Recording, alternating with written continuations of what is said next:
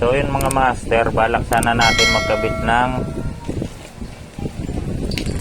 mini driving light sa ating motor. Pero gusto kong malaman kung gumagana pa ba yung ating 3-way switch, kasi matagal na itong naka-stock sa atin. Kaya testingin natin to gamit itong test light sa kanyang ating baterya. Tara, let's go.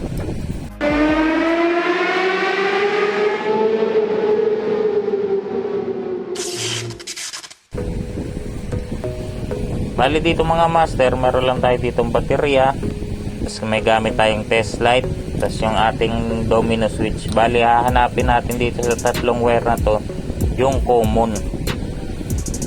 Bali ang gagawin nyo, yung negative nitong test light ilalagay nyo lang din dito sa negative ng baterya. Tapos itong positive, ang gagawin natin panghanap ng common dito sa tatlong wire na to. Bali subukan natin muna tong color black. Yan, ilagay nyo lang dyan sa positive. Tapos itong dulo ng test light natin, ito yung ipang test natin. Bali on natin, yan, wala siyang ilaw. Pero dito kapag binaba mo, meron siyang ilaw.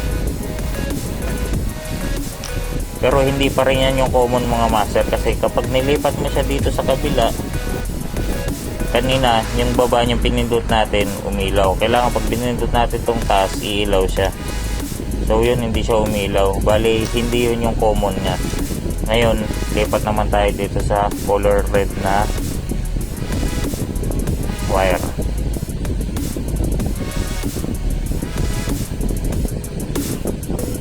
Tapos test ulit natin, lagyan natin dito yung dulo ng test light, pindutin natin pababa, yun, umilaw siya mga master. Ngayon lipat naman tayo dito sa color yellow, pindutin naman natin pataas, yun. Bali nahanap na natin yung common wire nya mga master. Bali sa mga ganitong klaseng domino 3-way switch, ang common nya basta ganitong kulay na wire, yung meron siyang yellow, black, red, ang common nya is yung red. So yun, testingin ulit natin yung red, i-connect lang natin dito sa positive ng battery. Tapos itong test light ilagay natin dito sa color black. Yung pag pindot natin ng baba, ilaw siya, pero pag taas wala. Ngayon ilipat naman natin dito sa color white, color yellow. Pag pinindot mo yung baba wala, pero pag pinindot mo yung taas, meron siya supply. Bali yun mga master, ganun lang ka easy maghanap ng common na wire dito sa domino switch na 3-way. Bali dito naman sa ating relay, paano mag-testing naman ng kung ayos yung relay. Bali hahanapin nyo lang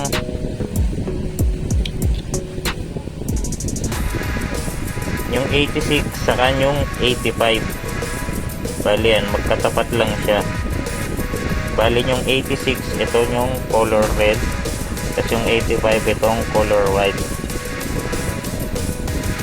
I-connect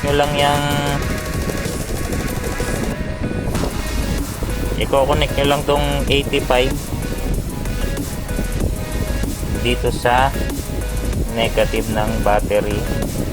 Tapos connect nyo naman tong 86 sa color red. Tingnan nya, yun, pag nag-click siya ng ganon, ibig sabihin working yan mga master. Katulad na ito ng nabili kong relay, may light indicator siya, kaya makikita mong gumagana talaga siya. Pero sa mga walang light indicator ng ganito, malalaman nyo pa rin yan dahil mag-click naman siya kapag dinikit mo siya sa positive.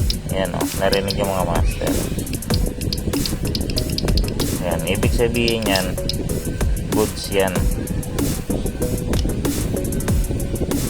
Bali ganun lang yung pag-test ng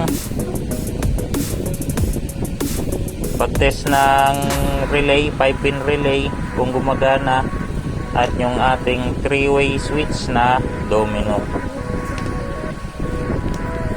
So yun mga master, hanggang dito na lang mga video natin. Kung nagustuhan mo nga pala tong video natin, mag-comment ka na lang dyan sa baba at pakisubscribe na din yung ating YouTube channel. At maraming salamat sa inyong panonood. Peace out.